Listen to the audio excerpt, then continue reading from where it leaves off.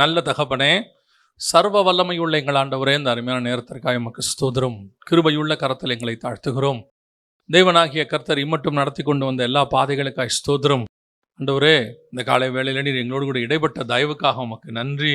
எங்கள் ஆத்மாவோடு கூட பேசினதுக்காக உமக்கு ஸ்தோத்திரம். கலிகூற பண்ணினதுக்காக உமக்கு நன்றி. இப்பொழுதும் நாங்கள் ஆண்டவரே மீண்டுமாய் உம்முடைய சத்தத்துக்கு நாங்கள் காத்திருக்கிறோம். மீண்டும் நீர் எங்களோடு கூட பேசுவீராக, இடைபடுவீராக, வார்த்தைகளை அனுப்புவீராக. ஆண்டவரே, எங்கள் ஒவ்வொருத்தரோடும் கர்த்தர் நீர் பேசுவீராக. இந்த ஜீவனுள்ள வார்த்தை எங்களோடு கூட பேசும்படி நாங்கள் ஜெபிக்கிறோம். ஜீவனுள்ள தேவன் எங்களோடு கூட பேசும்படி நாங்கள் ஜெபிக்கிறோம். கிருபையுள்ள கரத்தில் எங்களை தாழ்த்துகிறோம். எங்கள் ஆண்டவர் இயேசு கிறிஸ்துவின் நாமத்தில் பிதாவே. அல்லேலூயா. இயேசு கிறிஸ்துவின் இடத்திலே அநேகர் வருகிறார்கள். அந்த வசனத்தை 13வது வசனம் வாசிங்க பார்ப்போம். தமக்கு சித்தமானவர்களை தம்மிடத்தில் வரவழைத்தார். அப்போ நல்லா கவனிங்க. இந்த இயேசு கிறிஸ்துவானவர் ஒரு மிக முக்கியமான அழைப்புக்காக அழைக்கிறார். அவங்ககிட்ட சில பொறுப்புகளை கொடுக்க போகிறார். ஆனால் அவரிடத்தில் வந்தவர்கள் அப்படின்னு ஒரு குரூப் இருக்குது. குறிப்பாக அவரிடத்தில் வந்தவர்கள் இருக்கு. நம்ம எல்லாருக்குமே தேவன் நம்மளை எடுத்து பயன்படுத்தணும்னு ஒரு ஆசை இருக்குது. அப்படி ஆசை இருக்கிற நம்ம எல்லாருக்குமே ஒரு விஷன், தரிசனம் இருக்கு. இன்னும் சொல்ல போனால் தரிசனம் கர்த்தரது ஒன்று இருக்கு. அது ஒன்று நம்ம மேலே வச்சிருக்கிறார் ஆண்டவர். ஆனால் நமக்கு என்ன இருக்கும் அப்படின்னு கேட்டிங்கன்னா, அது பெருசாகவும் இருக்கலாம், சின்னதாகவும் இருக்கலாம். அவர் நினைச்சதை விட பெரிய தரிசனத்தை கூட நம்ம நினைக்கலாம். அல்லது அவர் நமக்கு வச்சிருக்கிறத விட சின்னதாக கூட நம்ம யோசிக்கலாம். இப்போது சகோதரன் இருக்கும்போது என்ன சொன்னாங்கன்னா, அவர் நல்லா பெருசாக வச்சிருக்கிறாரு அப்படின்னு இருக்கு இல்லையா.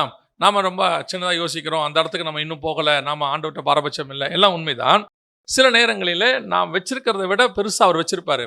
சில நேரங்களில் அவர் ஒன்று தான் வச்சிருப்பாரு. நாம் இப்போ தாவீது அபிஷேகம் பண்ணிட்டாரு.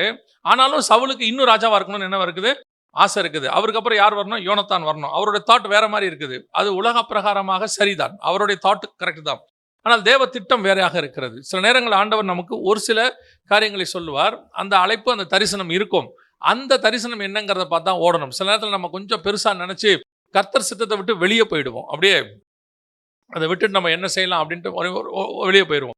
சில நேரங்களில் கர்த்தர் நமக்கு வச்சிருக்கிற திட்டத்தை ரொம்ப நம்ம இன்ஃபீரியாரிட்டி காம்ப்ளெக்ஸ்ன்னு சொல்லுவாங்க. இல்லை, நம்மளால முடியாது, ஆவாதுங்க அப்படின்னு சொல்லி போயிடுவோம்.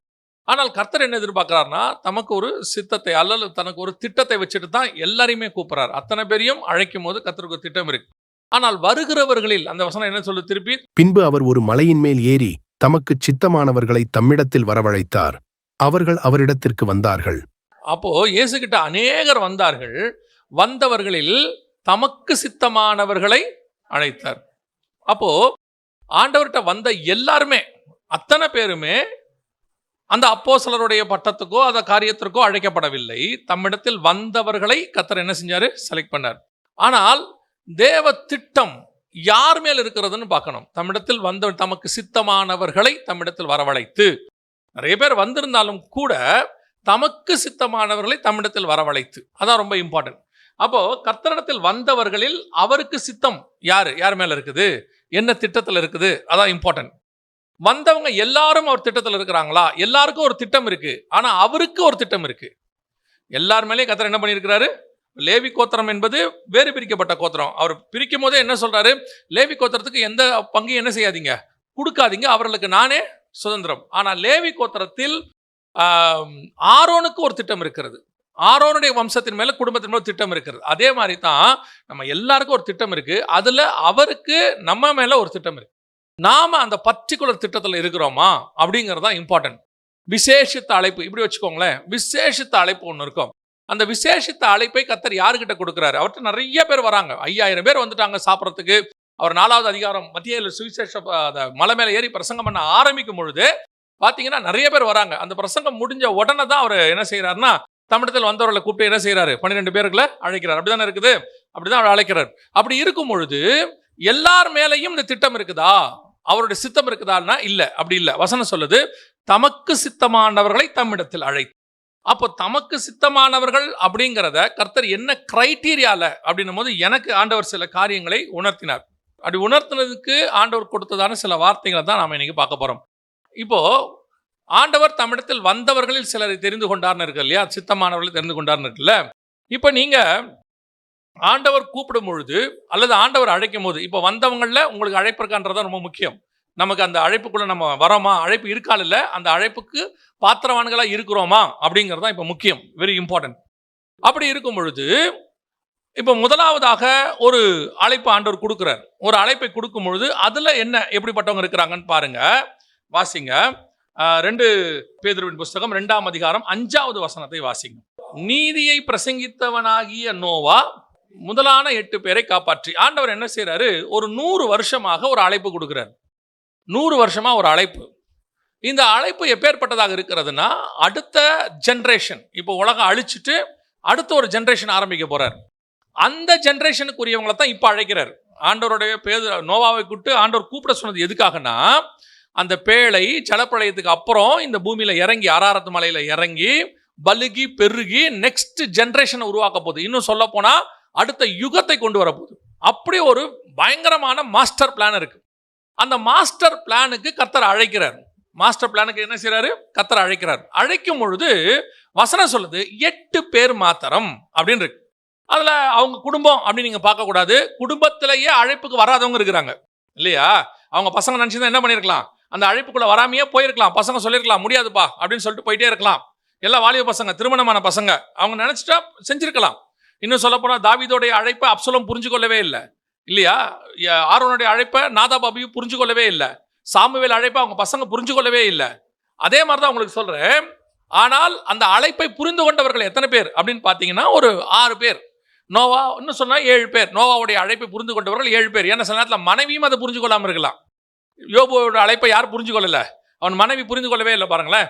அப்படியானால் மனைவியும் புரிஞ்சு கொள்ளாமல் இருக்கலாம். ஆனால் இவனால் என்ன செய்ய முடிஞ்சிச்சு? இந்த 100 வருஷம் பிரசங்கத்துல, ஏன்னா 500வது வருஷத்துல தான் கர்த்தர் பேசுறார்.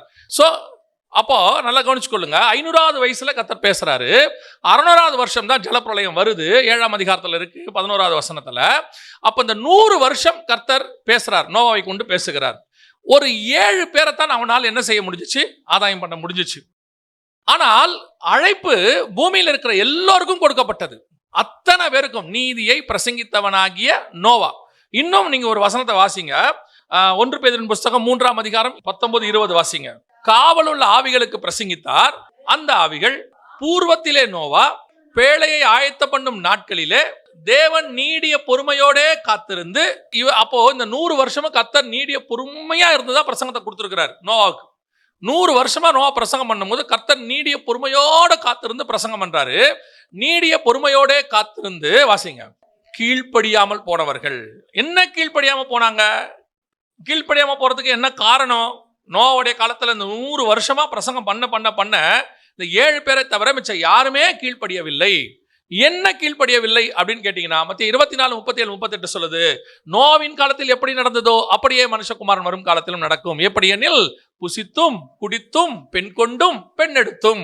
அப்ப இவங்க கீழ்ப்படியாம போனதுக்கு காரணம் என்னன்னு கேட்டா, புசிப்பு குடிப்பு, கீழ்ப்படியா, பெண் கொடுத்து பெண் எடுத்தல். பெண் கொடுத்து பெண் எடுத்தல்னா என்ன அப்படின்னு கேட்டீங்கன்னா, நீங்க வாசிக்க முடியும் 6ஆம் அதிகாரத்துல, ஆதியாகமத்துல தேவபுத்திரர் மனுஷகுமாரத்திகளோடு என்ன செஞ்சாங்க? சம்பந்தம் கலந்தார்கள். கல்யாணம் பண்றது தப்பு இல்ல. அவர் சொல்றாரு, என் ஆவி மனுஷனோடு கூட போராடுவதில்லை. அப்போ அவிசுவாசி விசுவாசியோடு கல்யாணம், புசித்து குடித்து, இவங்க எல்லாம் இதுக்கு கீழ்ப்படிஞ்சிருக்காங்க. உலக பிரகமனத்துக்கு கீழ்ப்படிஞ்சிருக்காங்க. எல்லாம் பெர்ஃபெக்ட். இங்க யாருமே 2 பொண்டாட்டிக்காரன்லாம் சொல்லவே இல்லை. யாருமே பயங்கரமா இருந்தா அப்படிலாம் சொல்லல. இவங்க அத்தனை பேரும் கீழ்ப்படியாமல் போனவர்கள். எதுக்கு கீழ்ப்படியாமல் போனவர்கள்? உலகத்தின் பிரமாணத்துக்கு கீழ்ப்படிந்தவர்கள். தேவனுடைய பிரமாணத்துக்கு, மகா பெரிய பிளானுக்கு கீழ்ப்படியாதவர்கள். இவங்களுக்கு அந்த தரிசனமே இல்லை. இவனை பொறுத்த வரைக்கும் என்ன இருக்கணும்? இங்க பெர்ஃபெக்ட், இங்க கரெக்டா கூட இருக்கலாம், சூப்பரா இருக்கலாம், ஒன்னும் பிரச்சனை இல்லை. எல்லார மாதிரி தான் நானும் கேட்கிறேன், ஒன்னும் இல்லை. அப்போ கர்த்தர் அழைக்கிற அழைப்புல இருக்கிறவங்களுக்கு எதிர்காலத்தினுடைய பிளான், விஷன், தரிசனம் இருக்கணும். அதுதான் கர்த்தர் அழைக்கிற அழைப்பு. முதலாவது கர்த்தர் அழைக்கும் பொழுது ஒரு பெரிய கூட்டத்துக்கு அந்த விஷனே ஓபன் ஆகல. கர்த்தர் எதுக்கு கூப்பிடாருன்னே தெரியல. யோசித்து பாருங்க. அந்த அராரத் மலையிலிருந்து இறங்கி வந்தோடனே, நீங்கள் பலுகி பெருகி பூமியை நிரப்புங்கள். இதுக்கு தான் கர்த்தர் அழைச்சார். அந்த அழைப்பினுடைய நோக்கம் என்ன? உங்களை காப்பாற்றுவதல்ல.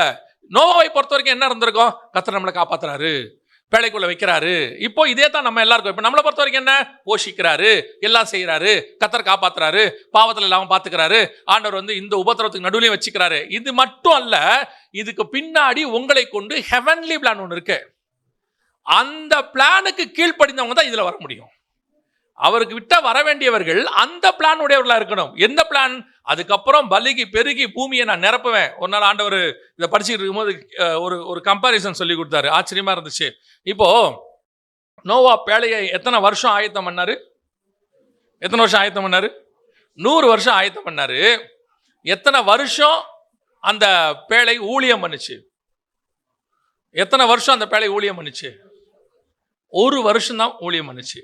அப்போ 1 வருஷத்துக்கு ஆயத்தம் எத்தனை வருஷம்? 100 வருஷம். இந்த ரேஷியோவை உங்களால ஒத்துக்க முடியுமா? 1 வருஷம் ஊழியம் பண்றதுக்கு எத்தனை வருஷம் ரெடி ஆகணும்? 100 வருஷம். சரி, இப்படி எடுத்துக்கங்க. மோசே எத்தனை வருஷம் ஊழியம் பண்ணாரு? எத்தனை வருஷம்?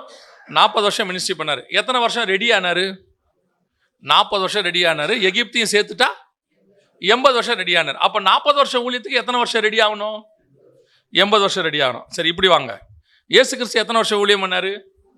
3.5 வருஷம். எத்தனை வருஷம் ரெடி ஆனாரு? இந்த ரேஷியோ ஒத்துக்க முடியுமா உங்களால? 30 வருஷம் ரெடி ஆகி 3 வருஷம் ஊழியம், 80 வருஷம் ரெடி ஆகி 40 வருஷம் ஊழியம், 100 வருஷம் ரெடி ஆகி 1 வருஷம் ஊழியம். இதை உங்களால் ஒத்துக்க முடியுமா? இன்னைக்கு ஒத்துக்க முடியுமா? 3 வருஷம் பைபிள் காலேஜ் முடிச்சா தான் ஊழியம் பண்ணி, தான் பையன் ஊழியம் பண்ணி, தான் பேரன் ஊழியம் பண்ற வரைக்கும் அது செட்டில் ஆகணும்னு நினைக்கிறோம். ஒன்லி 3 இயர்ஸ் பைபிள் காலேஜ் முடிச்சாச்சுன்னா இல்லையா? ஒரு 18 வயசுலேருந்து ஒரு 29 வயசு வரைக்கும் எனக்கு ஆண்டவர் ஸ்பிரிச்சுவல் எக்ஸ்பீரியன்ஸ் கொடுத்தாரு. எப்படி? ஒரு 11 வருஷம் 12 வருஷம் ஸ்பிரிச்சுவல் எக்ஸ்பீரியன்ஸ். 30 வயசுல நான் மினிஸ்ட்ரிக்கு வந்தேன். இந்த 30 வயசு மொத்தமே 12 வருஷம் தான் ஸ்பிரிச்சுவல் எக்ஸ்பீரியன்ஸ் இருக்குது. அப்போ 12 வருஷம் ஆனோட நான் என்ன எதிர்பார்க்குறேன்? முடிவு பரியந்தம் நிலைநிற்கணும்னு எதிர்பார்க்குறேன் இல்லையா? ரேஷியோ கம்மியாக இருக்கு பாருங்க. அவங்க ரேஷியோ இந்த ரேஷியோ கம்பேர் பண்ணும்போது. ஆனால் நல்லா கவனிச்சுக்கொள்ளுங்க. இதை சொல்லிட்டு ஆண்டவர்கிட்ட பேசும்போது இது நியாயமாப்படுதா உனக்கு ஆவியானவர் உணர்த்தினார். 100 வருஷம் ஊழியம் பண்ணும்போது 1 வருஷம் தான் ஊழியம் பண்ணியிருக்கு. 100 வருஷம் ரெடியாகி 1 வருஷம் ஊழியம் பண்ணியிருக்கு பேழை. இது வந்து நியாயமான ஒரு ரேஷியோவா இருக்குதா அப்படின்னும் போது மாம்சத்தில் நியாயமா படவே இல்லை. ஆனால் ஆண்டவர் சொன்னாரு, அது 1 வருஷம் ஊழியம் பண்ணது நீ பார்க்கக்கூடாது. அந்த ஊழியத்தினுடைய எஃபெக்ட் அடுத்த 4000 வருஷம் இருக்கு.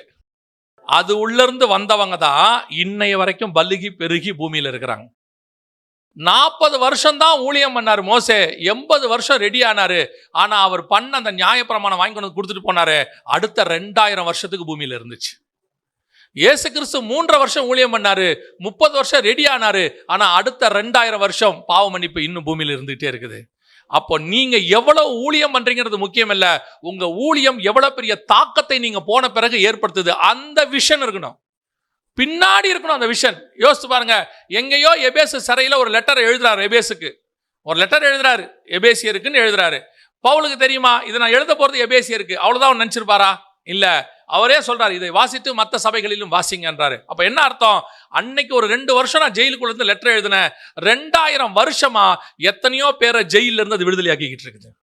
எத்தனையோ பேர் ஆவிக்குரிய விதத்தில் அது விடுதலை ஆக்கி கொண்டே இருக்கிறது. அப்படின்னா என் ஊழியம் நான் இப்ப என்ன பண்றேங்கல்ல, ஃபியூச்சர் விஷன். ஃபியூச்சர் விஷன்னா ஸ்பிரிச்சுவலி கர்த்தர் எனக்கு என்ன வச்சிருக்கிறாரு. இப்பவும் சொல்றேன், இந்த பூமியில நீங்க பண்ண போற இந்த இது எல்லாமே ஆயத்தம் மட்டுமே. இது எல்லாமே நீங்க ரெடி ஆவறீங்க. எதுக்கு தெரியுமா? நித்தியத்தில் நமக்கு ஒரு அழைப்பு இருக்கிறது. அந்த அழைப்புக்கு பங்குள்ளவர்களா இருக்கும்படி கர்த்தர் நம்மை அழைத்திருக்கிறார். இப்ப இயேசு கிறிஸ்து பாடு அனுபவிச்சாரு 3.5 வருஷம், கடைசியா ஒரு 3 நாள் பாடு அனுபவிச்சாரு. யோசித்து பாருங்க, அந்த ஒரு பாடு எத்தனாயிரம் வருஷம் பாவியை மீட்குது, எத்தனாயிரம் பேர் விழுந்தவங்களை திருப்பி கொண்டு வருது, எத்தனாயிரம் பேர் பின்மாற்றம் அடைஞ்சவங்களை கொண்டு வருது, இன்னும் எத்தனை லட்சம் பேரை கொண்டு வர போகுது. அதுதான் ஒரு விஷன், அதுதான் தரிசனத்தினுடையதான உங்க ஊழியத்தினுடைய தரிசனமாக இருக்கணும். எங்கிட்ட கர்த்தர் ஏன் அழைக்கிறார் தெரியுமா? நோவாவுக்கு ஒரு தரிசனம் இருந்துச்சு, இது அல்ல, இது 1 வருஷம் தான், அதுக்கு பிறகு பல்லுகி பெருகி நான் பூமியை நிரப்புவேன். அந்த மிருகங்களுக்கெல்லாம் இருந்துச்சு, 2 பேரா போங்க. ஏன்? வரப்போகிற இந்த ஜலப்பிரளவில் இருந்து பாதுகாக்கிறதுக்கு மட்டும் அல்ல, இதற்கு பின்னால் எனக்கு ஒரு ஊழியம் இருக்கிறது, அதுதான் அடுத்து செய்ய போறது. அந்த தரிசனம் தான் உங்களுக்கும் எனக்கும் இருக்கணும். எபிரேயர் 11ஆம் அதிகாரத்தில் நீங்க வாசிக்கிற அத்தனை பேருக்குள்ளேயும் எட்டர்னல் விஷன் தான். அவன் அதையல்ல, அதிலும் மேன்மையான பரமதேசத்தையே நாடினான். அவனுக்கு அந்த எட்டர்னல் விஷன். யோபு, என் மீட்பர் உயிரோடு கூட இருக்கிறார், அந்நிய கண்கள் அல்ல, என் சொந்த கண்களை அவரை காணும். அந்த விஷன் யாக்கோபுக்கு எட்டர்னல் விஷன் இருந்துச்சு. ஒவ்வொருத்தரும், யோசேப்புக்கு இருந்துச்சு, என் எலும்புகளை கொண்டு போங்க. இந்த எட்டர்னல் விஷன் நமக்கு வரணும்.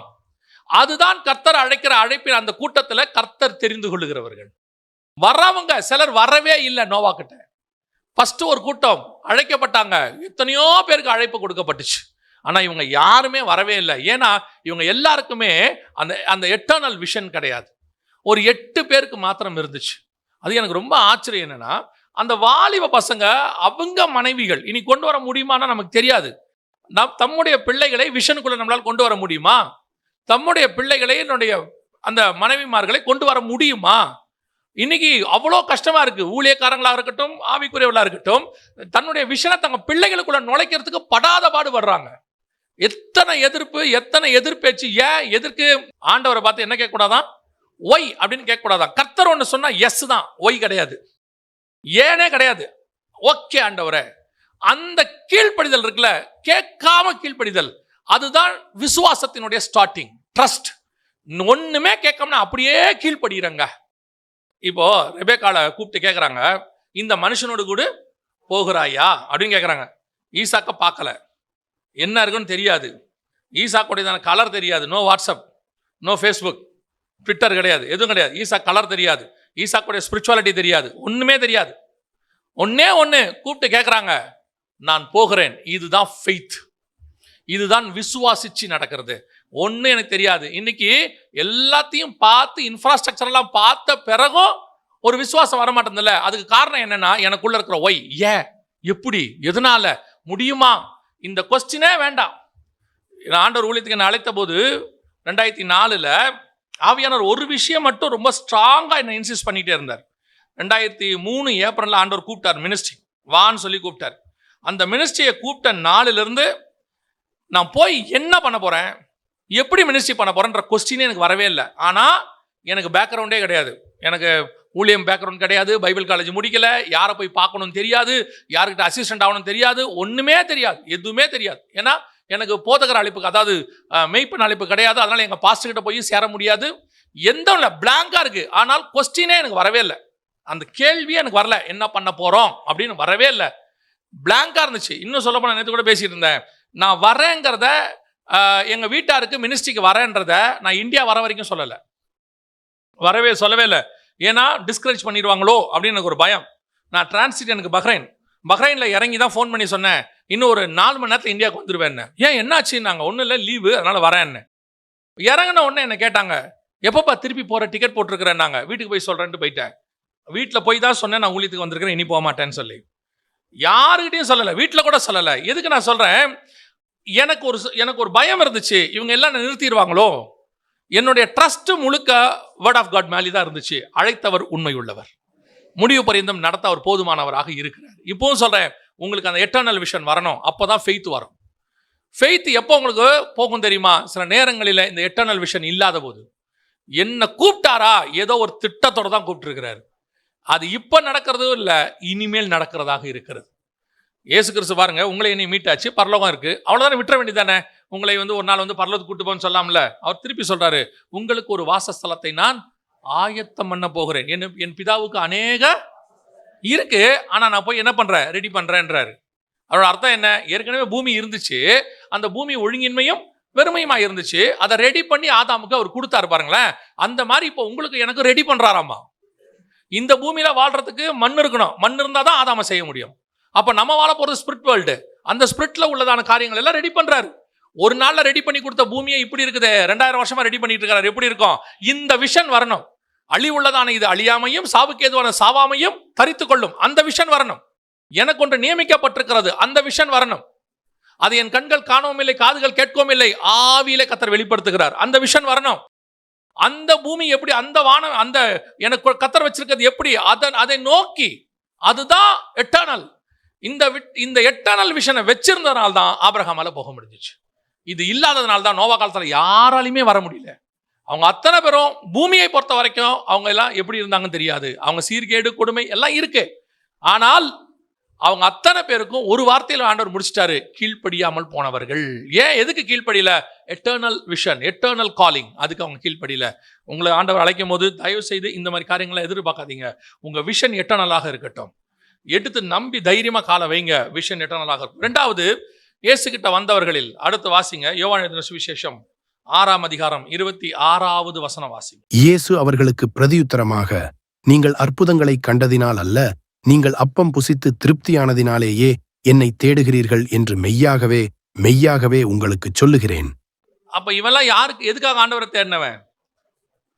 இப்ப சிம்பிளா இதை நீங்க அப்பத்துக்காக, சாப்பாட்டுக்காக தேடினவங்கன்னு சொல்லிட்டு முடிச்சிட முடியாது. அப்ப ஸ்பிரிச்சுவல் கூட நம்ம போக முடியாது. ஏன்னா அப்பத்துக்காக தேடினவங்க எல்லாரும் தான் தேடினாங்க. ஆனால் இவங்களை பற்றி ஆண்டவர் சொல்லும்பொழுது, நீங்கள் அப்பத்துக்காக என்னை தேடுகிறீர்கள். ஒரு உலக பிரகாரமாக ஆண்டவரை தேடுறவங்க இருக்கிறாங்க. தேவைகள், வேர்ல்ட்லி நீட்ஸ். இயேசுக்கிட்ட இப்போ ஆக்சுவலாக இவன் யாருன்னு தெரியுங்களா? இயேசு இப்போ சொல்கிறார்ல அந்த 6ஆம் அதிகாரத்தில், இயேசு கிறிஸ்து பார்த்தீங்கன்னா இதுக்கு முன்னாடி 6ஆம் அதிகாரம் தான் நினைக்கிறேன், ஆரம்பத்தில் 5000 பேருக்கு போஷிச்சிருப்பார். நம்ம இடத்துல வரவங்க எல்லாரையும் வராங்க, அவர்களை பார்த்தாரு, 5000 பேருக்கு சாப்பாடு கொடுக்க சொன்னார், கொடுத்துட்டாரு. இப்போ இவன் யாருன்னு கேட்டிங்கன்னா, அடுத்த மீட்டிங்க்கு இவன் இயேசுவோடைய ஷெடியூலை இவன் ரெடி பண்ணிட்டான். இவன் என்ன சொல்லிட்டான் வீட்டில் ஒய்ஃப்கிட்ட, நான் ஒரு கற்பனைக்கு சொல்கிறேன், சொல்லிட்டான் சாப்பாடுலாம் ஒன்றும் செய்யாத, என்ன பண்ண போகிற, இல்லைங்க அரிசி உழ வைக்கலாம். இயேசுநாதர் மீட்டிங் எங்கன்னு பாரு. என்னங்க காலைல போய் மீட்டிங்கும் கேட்ட மாதிரி ஆகிப்போச்சு. முடியும் போது சாப்பாடும் போடுவார், மிச்சம் மீதி இருந்தால் கையில் பார்சலும் கொடுத்துருவார். அவர் அப்படி தானே சொன்னார், மீதமானதை 12 கோடி நிறைய எடுங்கள், எவ்வளோ வேணாலும் சாப்பிட்டுக்கலாம், அன்லிமிட்டெட் மீல்ஸு. அதுவும் என்னவா, நான் வெஜிடேரியன். மீன் அப்பமும் கொடுப்பாரு, மீனும் கொடுப்பாரு. இப்போ இவன் எல்லாம் என்ன முடிவு பண்ணிட்டான், காலையில் எழுந்திரிச்சான், தெரிஞ்சவங்ககிட்ட கேட்டான், இன்றைக்கி இயேசுநாதர் மீட்டிங் எங்கங்க, அவர் இங்கே கல்லியா கிட்ட பேசுகிறார், ரைட்டு கிளம்பி போவோம், எங்கே இருக்குது மீட்டிங் பாரு. காலங்கத்தில் இயேசுநாதர் பார்த்தான மறுநாள், எங்கடா வந்தீங்க எல்லாம், அவருக்கே ஆச்சரியம்னா இவ்வளோ பேர் வந்துட்டாங்க. ஸோ இவன்லாம் எதுக்காக வந்தவன்? இஸ்ரவேல் ஜனங்களுக்கும் இவங்களுக்கு என்ன டிஃபரன்ஸ்? இஸ்ரவேல் ஜனங்க பின்பற்றி வந்தாங்கல்ல, அவங்களுக்கு இவங்களுக்கு என்ன டிஃபரன்ஸ்? அவனும் இவனும் சாப்பாட்டுக்காக தான் பின்பற்றான். அதே கூட்டம் தான், அதே தேவன் தான், வேர்ஷன் தான் வேற. 2000 வருஷம் கழிச்சு நடக்குது. அதே தேவன் தான் கூட்டு வராரு, அதே தேவன் தான் மன்னா கொடுக்குறாரு. அங்கேயும் இயேசு ஆண்டவர் பார்த்து சொன்னா, இதே மன்னா தானா? இப்போ இவன் என்ன பண்றான், அப்பத்துக்கு பின்பற்ற ஆரம்பிச்சிட்டான். ஸ்டார்டிங் மறுநாளே ஸ்டார்ட் ஆயிடுச்சு. ஓகே ரைட்டு, ஆண்டவர் அப்பம் கொடுக்குறாரு, மீன் கொடுக்குறாரு, அங்கே அப்பமும் காடையும் வருது, வெஜ்ஜு நான்வெஜ்ஜு, இங்கேயும் அப்பமும் மீன், ரைட்டு லெட்ஸ் கோ அப்படின்னாரு. இப்போ ஆண்டவர் சொல்றாரு, நீங்கள் என்னை எதுக்கு தேடுகிறீர்கள்? சாப்பாட்டு திருப்தி ஆகிறதுக்காக என்ன தேடுகிறீர்கள், நீங்க தேவையில்லைங்கிறார் ஆண்டவர். இவனை கொண்டு கர்த்தரால் என்ன செய்ய முடியாது? தம்முடைய திட்டத்தை நிறைவேற்ற முடியாது. அவ்வளவுதான். இதே கூட்டத்தில் 12 பேர் இருந்தாங்க. அவங்கள பார்த்தா கர்த்தர் சொன்னாரு, தம்மிடத்தில் வந்தவர்களை 12 பேரை தெரிந்து கொண்டு. அப்போ இவனை ஏன் செலக்ட் பண்ணார்? இவன் ஏன் செலக்ட் பண்ணார்னா, இவன் எல்லாத்தையும் விட்டு வந்தவன். இவன் அப்பத்துக்காக வந்தவன் இல்ல, இவன் அப்பத்துக்காக விட்டு வந்தவன் இல்ல, இவன் கர்த்தருக்காக வந்தவன். இப்போ நீங்க எதுக்காக அவரை பின்பற்றுகிறீர்கள்? இப்போ நீங்க கொஞ்சம் அப்படியே ஸ்பிரிச்சுவலா எடுத்துக்கோங்க. ஒரு குரூப் இருக்கு. ஒரு குரூப் எப்படிப்பட்ட குரூப் தெரியுமா? நல்ல வசனம் கேட்கும், நல்ல திருப்தியா வசனம் கேட்பாங்க. அதுக்கப்புறம் எங்க வசனம் நடந்தாலும் வசனம் கேட்க போயிடுவாங்க. அப்படியே வசனம்னா ஓகே, நாங்க என்ன தப்பாவ போறோம்? யாரா தப்பா போறோமா? இல்ல, வசனத்துக்கு போறோம், நல்லா கேட்கிறோம். அப்புறம் என்ன பண்ணுவீங்க?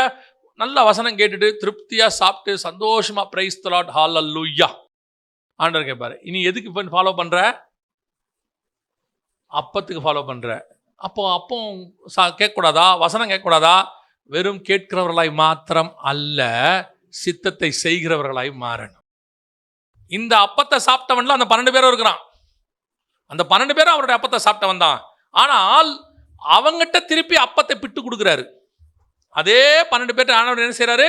அப்பத்தை எடுத்து பிட்டு 13ஆம் அதிகாரத்தில் கொடுக்குறாரு. வேலை வந்தது என்று சொல்லி அப்பத்தை பிட்டு கொடுக்குறாரு. அவங்கிட்ட கொடுத்தா அது கம்யூனியன், இவங்கிட்ட கொடுத்தா அது சாப்பாடு. இவன் சாப்பிட்டு திருப்தி ஆகி போயிடுவான், வீட்டுக்கு போயிட்டு திருப்பி நாளைக்கு வருவான் சாப்பிட. அவன் சாப்பிட்டு போக மாட்டான், கூடவே இருப்பான். வேறு யார் இடத்துல போவோம்? கூடவே இருப்பான்.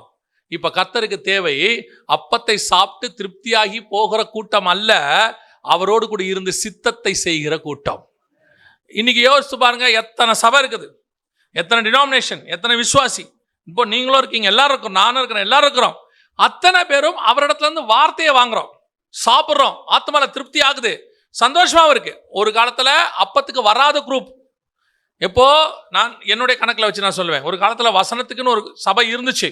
அதுக்கப்புறம் கொஞ்சம் கொஞ்சமா என்ன கூப்பிட்டாலும் வராது. இது வசனத்துக்கு வரவே வராது. நோவா கூப்பிட்டா மாதிரி தான், வரமாட்டாங்க.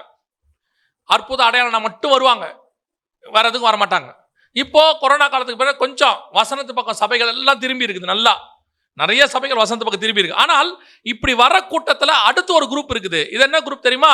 நல்லா வசனம் கேட்கும், சாப்பிடுவோம், வசனத்தை நல்லா சாப்பிடுவாங்க, போஷிப்பாங்க, அல்லது நல்லா திருப்தியா சாப்பிடுவாங்க, ரொம்ப நல்லா இருந்ததுங்க, நல்லா சாட்சி கொடுப்பாங்க. What's the result? இதனுடைய பலன் என்ன? என்ன பண்ண போறீங்க? இவ்வளோத்தையும் சாப்பிட்டு என்ன பண்ண போறீங்க?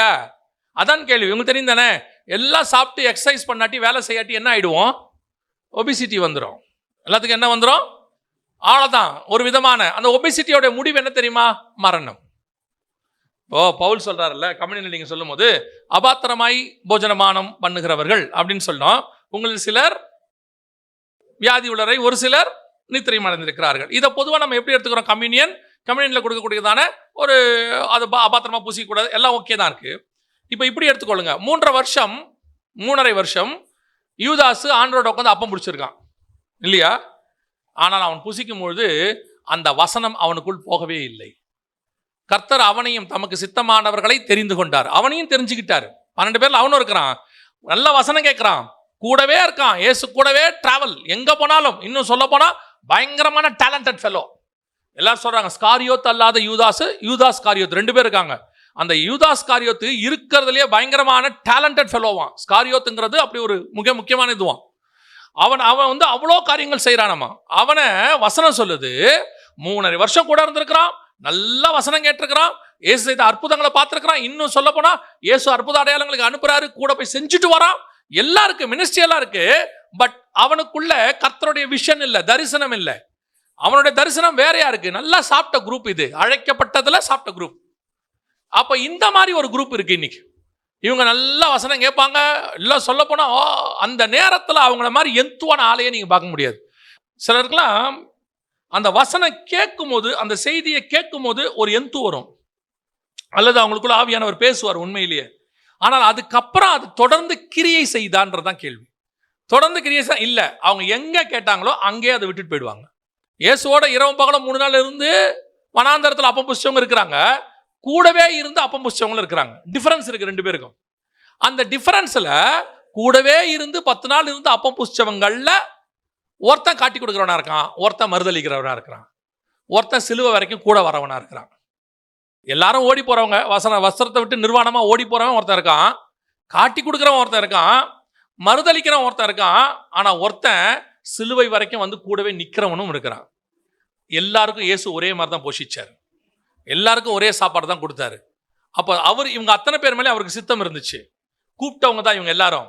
வஸ்திரத்தை விட்டு ஓடி போனவன் ஒருத்தன், கூடவே இருந்து முதுகுல குத்துனவன் ஒருத்தன், கூடவே இருந்து சமயம் வரும்போது மறுதளிச்சுட்டு ஐயோ எனக்கு தெரியாதுங்க அவரை அப்படின்னு விட்டுட்டு போனவன் ஒருத்தன் என்ன நடந்தாலும் உன் கூடவே வருவேன்னு ஒருத்தன் அந்த சிலுவை வரைக்கும் வந்து நிற்கிறான். அவன் தான் திட்டங்களை பெற்றுக்கொள்கிறான். அப்போ நீங்களும் நானும் இந்த அழைக்கப்பட்ட கூட்டத்தில் அப்பத்தை புசித்து விட்டு போகிறோமா, அல்லது அப்பத்தை வாங்கினாலும் வாங்காவிட்டாலும் கூடவே நிற்கிறோமா? அதான் இங்கே ரொம்ப இம்பார்ட்டன்ட். இது 2வது கூட்டம். இந்த கூட்டத்தை தான் கர்த்தர் எதிர்பார்க்கிறார். இது கர்த்தர் எதிர்பார்க்குற ஒரு கூட்டம். ஆனால் இவங்க எதுக்கு வருவாங்க தெரியுமா? இதில் பெரும்பான்மையானவங்க அப்பத்துக்கு வரவங்க. நான் தான் யோசித்து பார்த்தேன்.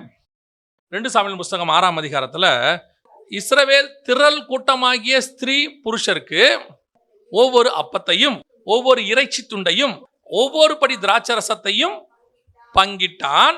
எல்லாரும் அவரவர் தங்கள் தங்கள் வீட்டுக்கு போய்விட்டார்கள். கம்யூனியனை வாங்கினா, இது ஒரு கம்யூனியன், இயேசு கொடுக்க வேண்டிய கம்யூனியனுடைய நிழல் இது. அப்போ திராட்சரசம் இயேசு கொடுக்கும்போது என்ன சொன்னாரு? இது என்னுடைய மாம்சமாக இருக்கிறது. அவன் சொன்னா ஒரு துண்டு மாம்சத்தை கொடுத்துட்டான். ஏன்னா தாவீதால அவருக்காக சிலுவையில் அறைய முடியாது, இயேசு அறையணும். அதனுடைய நிழல் அவன் சொல்றான். இறைச்சி துண்டு, அப்பம், ரசம் 3 கொடுக்குறான். ஒரு குரூப் வாங்கிட்டு எங்க போயிருச்சு? வீட்டுக்கு போயிருச்சு. இதான் இன்னைக்கு இருக்கிற கூட்டம். அப்போ வாங்கும், திராட்சரசம் வாங்கும், ஆண்டவர்கிட்ட உடன்படிக்கை இருக்குது, வார்த்தை இருக்குது, வாங்குறாங்க, அவருடைய வசனத்தை வாங்குறாங்க. எத்தனை பேர் stay with the god? Stay with the காட்னா தரிசனத்துல இயேசுவோட கூடவேனா அவர் மரிச்சு கூட மரிக்கணும் அப்படின்னா அதான் சொல்லல. வசனம் சொல்லுது அவருடைய தரிசனத்தில் நிலைத்து நிற்கிறவர்கள். இன்னைக்கு வாங்கி புசிச்சு ஒரு இடம் வந்த உடனே வீட்டுக்கு போய் விட்டார்கள். ஒரு குரூப். ஒருத்தன் ஓடிட்டான். பேதுரு சொல்றார், நான் மீன் பிடிக்க போகிறேன். ஏன்? கொடுக்குற வரைக்கும் சாப்பிட்டப்பா, இப்ப கொடுக்க ஆள் இல்லை, லெட்ஸ் கோ. ஒருத்தன் காட்டி கொடுத்துட்டு இவர் பின்னாடியே போயிட்டு இருக்கிறோம். சரி, இவரை வச்சு என்ன பலன் இருக்கு, சம்பாதிக்க முடியும், என்ன ரெவென்யூ இருக்கு, ஒரு 30 வெள்ளிக்காசு கிடைக்கும், ரைட், ஓகே விடு, 30 வெள்ளிக்காசு வாங்கணும், காட்டி கொடுத்த பார்த்துக்கலாம். அப்புறம் இயேசுநாதர் அவர் எப்படியோ தப்பிச்சு பாருங்க, இது வரைக்கும் தப்பிச்சிருக்கிறார், தப்பிச்சு பாரு, போயிட்டான். ஒரு குரூப் இயேசு வச்சு சம்பாதிக்குது. யாரு? அப்பமும் ரசமும் குடிக்கிற கூட்டம். ஒரு குரூப் இயேசு விட்டு ஓடுது, ஒரு குரூப் மறுதளிச்சுட்டு போகுது, ஒரு குரூப் மட்டும் வீட்டுக்கு போகுது, ஒரு குரூப் மட்டும் கூட நிக்குது. அதான் வசனம் சொல்லுது, தரிசனத்தை தாங்கி பிடிக்கிறவர்கள் இவங்க எல்லாம் கூடவே டிராவல் பண்ண. இதைத்தான் கர்த்தர் எதிர்பார்க்கிறார்.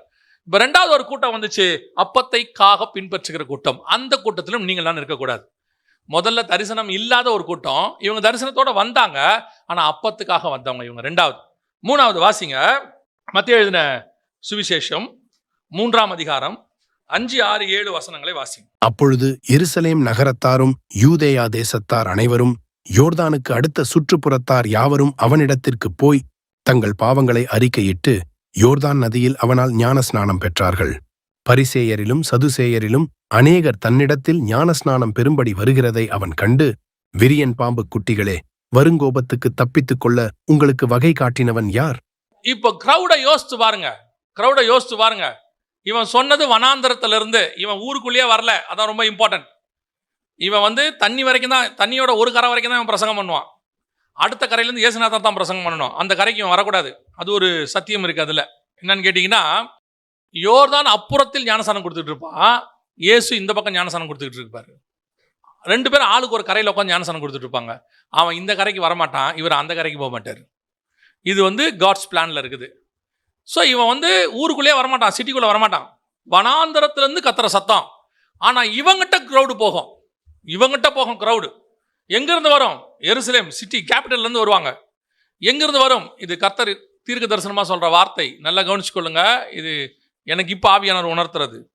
இவன் இருக்கிறது வனாந்தரத்தில், ஆனால் கேபிட்டல் சிட்டிலேருந்து ஆள் வரும். அது தமிழ்நாடு கேபிட்டலா இந்தியா கேபிட்டலான்னு தெரியாது. வரும், ஒரு குரூப் வரும், இந்த இடத்துக்கு வரும். கர்த்தர் சொல்லுகிறது, இது வனாந்திரம், மலைக்கு மேலே யாரும் வர முடியாத இடம், ஆனால் இந்த இடத்துக்கு கேபிட்டல்ல இருந்து ஆள் வரும். இது கர்த்தர் செய்வார். அப்போ இவங்கிட்ட இருந்து ஆள் வராங்க. யோவான் ஸ்நானகனுக்கு வந்த மாதிரி வருவாங்க, இங்கேயும் வராங்க. எங்கேருந்து? யூதேயாவிலிருந்து, அப்புறத்திலிருந்து, ஓன் சிட்டிலேருந்து வருவாங்க, ஃபாரின்லேருந்து வருவாங்க. யோர்தானுக்கு அப்புறத்திலிருந்து, வெளியிருந்து வருவாங்க. எல்லா பக்கத்திலிருந்தும் இங்கே ஜனங்கள் வருவார்கள். ஆனால் வருகிறவர்களில் பெரும்பான்மையானவர்கள் எப்படி இருப்பாங்கன்னு வசனம் சொல்லுது. தொடர்ந்து வாசிங்க.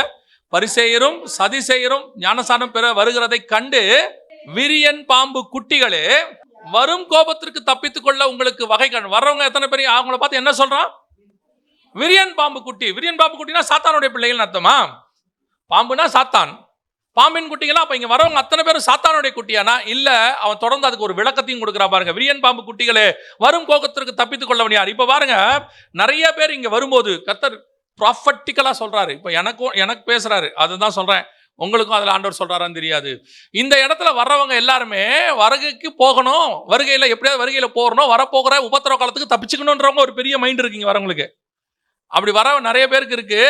செய்தி கேட்கறவங்களே பெரும்பான்மையானவங்க. இந்த செய்தி இல்லை, எங்க செய்தி கேட்கறவங்களே பெரும்பான்மையானவங்களுக்கு வருகையை பத்தின செய்தி தான். வரும் கோபத்துக்கு தப்பித்துக்கொள்ள, வரப்போகிற அழிவிலிருந்து தப்பித்துக்கொள்ள என்ன செய்யணும் அப்படிங்கிற தாட் உள்ளவங்க தான் வருவாங்களாமா.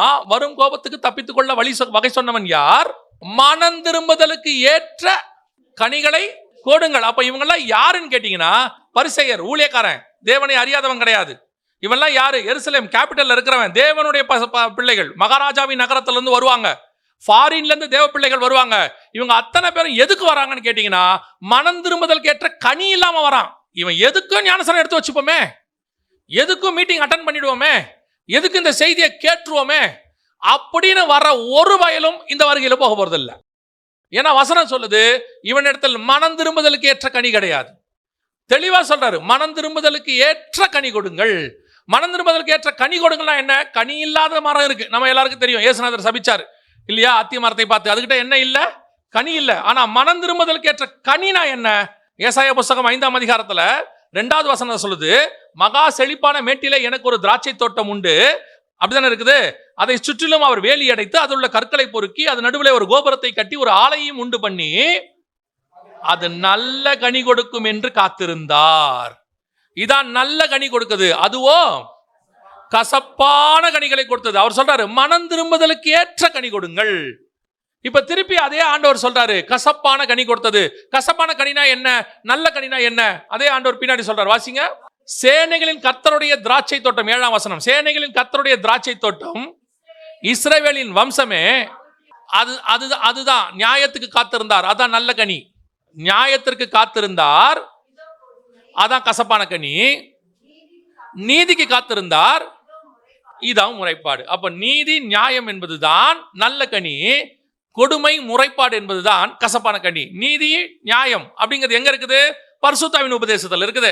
அவர் பாவத்தை குறித்தும் நீதி குறித்தும் நியாய தீர்ப்பை குறித்தும். அப்போ உங்ககிட்ட பரிசுத்தாவிக்குரிய கனி இருக்கணும். என்ன கனி இருக்கணும்? பரிசுத்தாவிக்குரிய கனி இருக்கணும். மாம்சத்துக்குரிய கனி இருக்குது நிறைய பேர்கிட்ட. மாம்சத்தில் தே ஆர் குட். சிலர் சொல்லுவாங்க தெரியுமா, உங்களுக்காக நான் என்ன செய்வேன். இப்போ நீங்க சொல்லுங்க, நீங்க யார நல்லவன் சொல்லுவீங்க? உங்களுக்காக நான் ஜீவனையே கொடுக்குறேன், அவன் நல்லவனா கெட்டவனா? உண்மையா சொல்றான். நல்லவனா கெட்டவனா? அவன் கரெக்ட் தானே?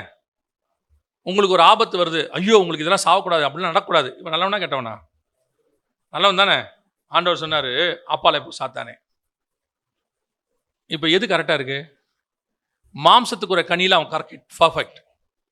ஐயோ எங்க தலைவருக்கு என்ன செஞ்சிடக்கூடாது, எங்க போதகருக்கு இப்படி நடந்துடக்கூடாது. என்ன பேசுறீங்க நீங்க? உங்களுக்கு தெரிய மாட்டேங்குது, உங்களை கொல்ல போறாங்கன்றாங்க, நீங்களும் சொல்றீங்க. அவர் சொன்னாரு, அப்பாலே போ.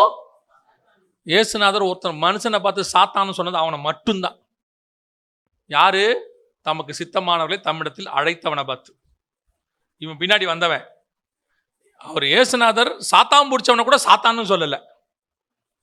இவனை பார்த்து கர்த்தர் சொல்றாரு, அப்பாலே போ. அப்பனா இவன் என்ன பண்றான்னா, நல்ல கனி தான் கொடுக்குறான். ஆனா அது மாம்சத்துக்கு ஏற்ற கனி. அந்த கனி கர்த்தருடைய பார்வையில கசப்பு. கர்த்தர் எதிர்பார்க்கிறது ஆவியின் கனி. இப்போ சொல்லுங்க, தம்முடைய ஒரே பேரான குமாரனை தந்தருளி இவ்வளவாய் உலகத்தில் அன்பு கொண்டார். எதுக்கு? சிலுவையில் அறையப்படுவதற்கு.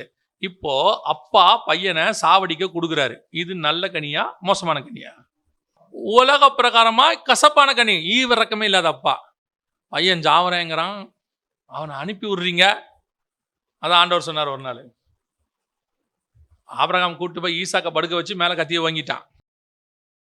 தேவன் பார்வையில் இவன் நீதிமான். பையனை என்ன பண்ணிட்டாரு, எனக்காக கத்தியை ஓங்கிட்டடான்னு. இந்த மல்லாக்க படுத்த ஒருத்தன் பார்த்துட்டு இருக்கிறானே, அவனுக்கு இவன் எப்படி? கையை கட்டப்பட்டு காலை கட்டப்பட்டு கட்டை மேலே படுக்க வச்சு இப்படி ஒருத்தன் பார்த்துக்கிட்டு இருக்கிறான். அப்பா கத்தியை வாங்கி நிற்கிறாப்புல. 3 நாளைக்கு முன்னாடி கூப்பிட்டாரு, காலைல வெளியே போகலாமாடா? எங்கப்பா? ஏர்லி மார்னிங் புறப்பட்டு போயிடலாம். பையன் எக்ஸ்கர்ஷன் கிளம்பிட்டான் அப்பா கூட. ஜாலியாக கூப்பிட்டு போனா, 2 பேரை கூப்பிட்டு போனாங்க. இப்படி கூப்பிட்டு போனாங்க, கழுத மேலே வச்சு அப்பா கூப்பிட்டு போறாரு. கூப்பிட்டு போகும்போது ஜாலியாக இருக்கு. நல்லா கழுத மேலே அன்னைக்கு உள்ள பென்ஸுக்காரு. அன்னைக்கு கழுதான் இருக்கிறதுலே பெரிய இது. உட்கார வச்சு கூப்பிட்டு போறாரு. சூப்பராக இருந்துச்சு. ஒரு இடத்துல கூப்பிட்டு போயிட்டு அப்பா சொல்றாரு, இந்த கட்டையெல்லாம் தூக்க. என்னப்பா இத்தனை நாள் தூக்கிட்டு வந்தீங்க, கட்டையை தூக்க சொல்றீங்க? சரி, அப்பா வயசானவர், 100 வயசு ஆகி போச்சு.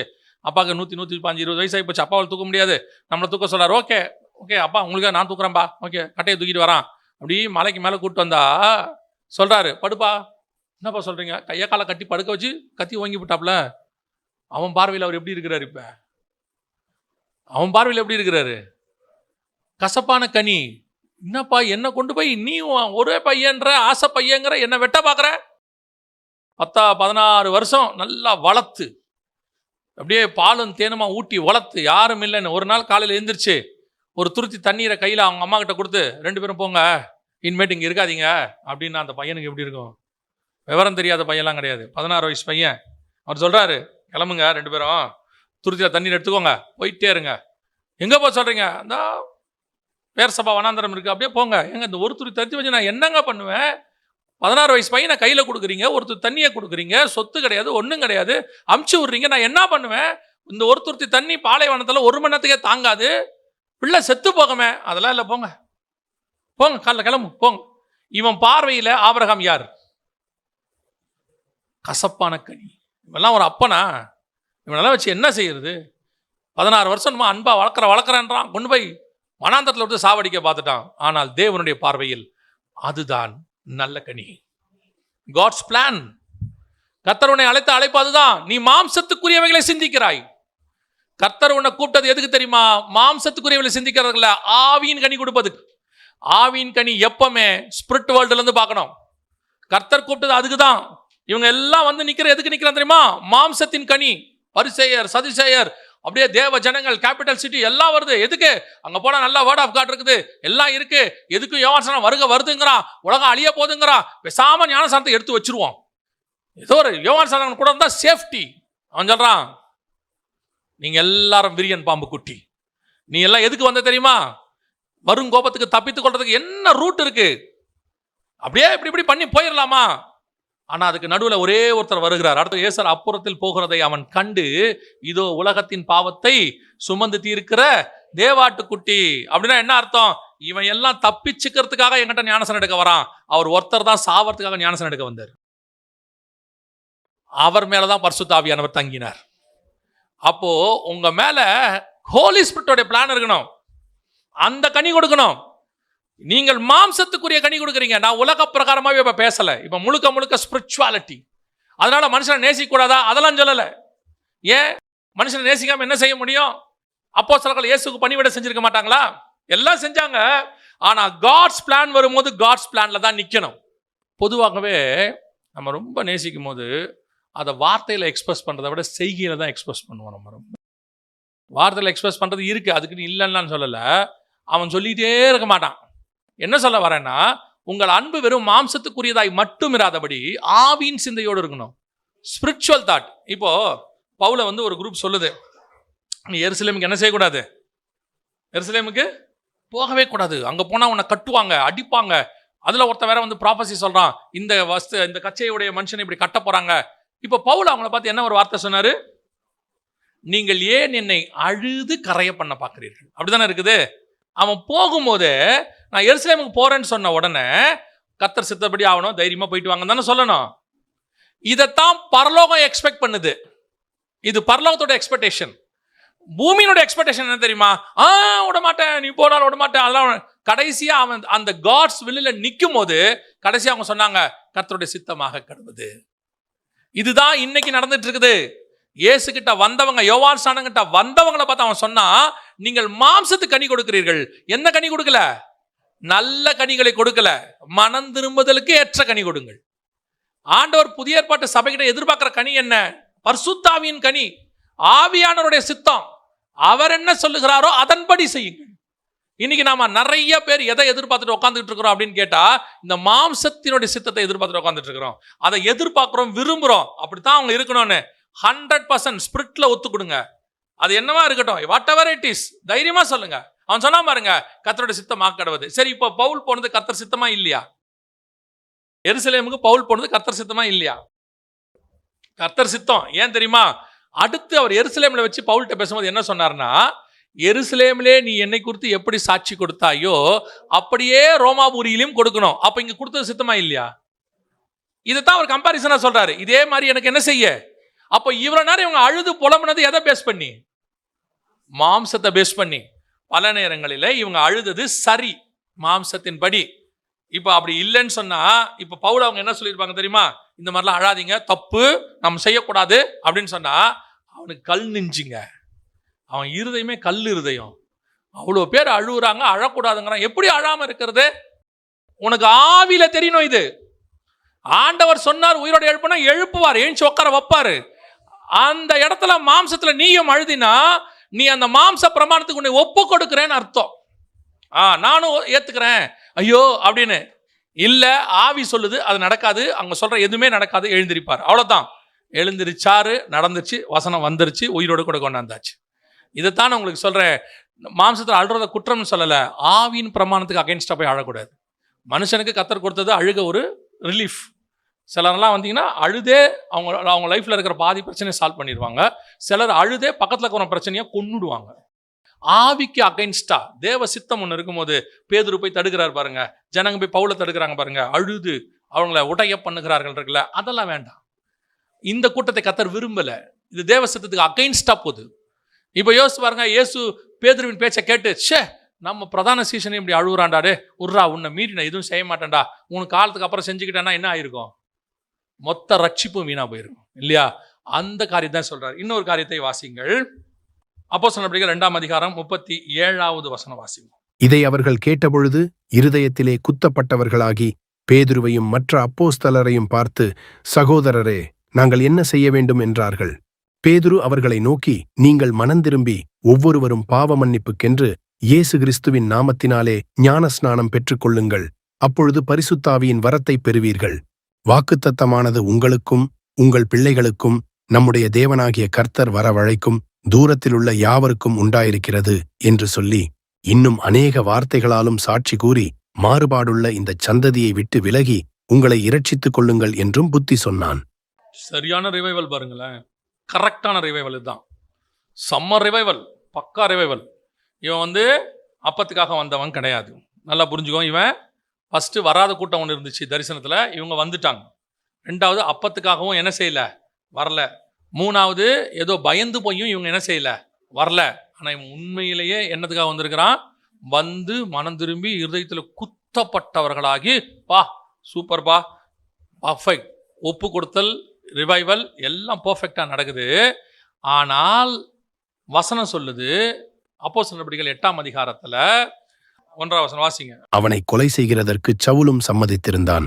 அக்காலத்திலே எருசலேமிலுள்ள சபைக்கு மிகுந்த துன்பம் உண்டாயிற்று. அப்போஸ்தலர் தவிர மற்ற யாவரும் யூதேயா சமாரியா தேசங்களில் சிதறப்பட்டு போனார்கள். அப்ப இவங்க அத்தனை பேருமே அங்க இல்ல. அதுவும் 2ஆம் அதிகாரத்தில் என்ன நடக்குது, பல ஜாதியான மக்கள் அங்க வராங்க, ரிவைவலுக்கு வராங்க. ரிவைவல் ஆகுது, இருதயத்தில் குத்தப்பட்டாங்க, என்ன செய்யணும்னு கேட்குறாங்க. அவன் அதுக்கான விளக்கத்தை கொடுக்குறான். இன்னும் சொல்ல போனா நம்மளை விட அவங்க சூப்பர் கூட்டம். ஏன் தெரியுமா, அவன் சொல்றான், வேறுபாடு உள்ள வாழ்க்கையை சொல்றான். மாறுபாடான சந்ததியை விட்டு விலகி உங்களை ரட்சித்துக் கொள்ளுங்கள். அப்படியே வேறுபாடுள்ள கூட்டம். எல்லாத்தையும் ஆண்டவருக்காக நான் அதை செய்ய போறேன், இதை செய்ய போறேன், ஊழியத்துக்கு ஒப்பு கொடுக்க போறேன் எல்லாம் சொல்லி ஃபுல்லா வந்துருச்சு இந்த குரூப், பக்கா. அதுவும் என்ன செஞ்சுட்டாங்க, வசனம் சொல்லுது, அவர்கள் சாலமோன் மண்டபத்திலே போய் தங்கி இருந்தார்கள், வீடுகள் தோறும் அப்பம் விட்டார்கள்.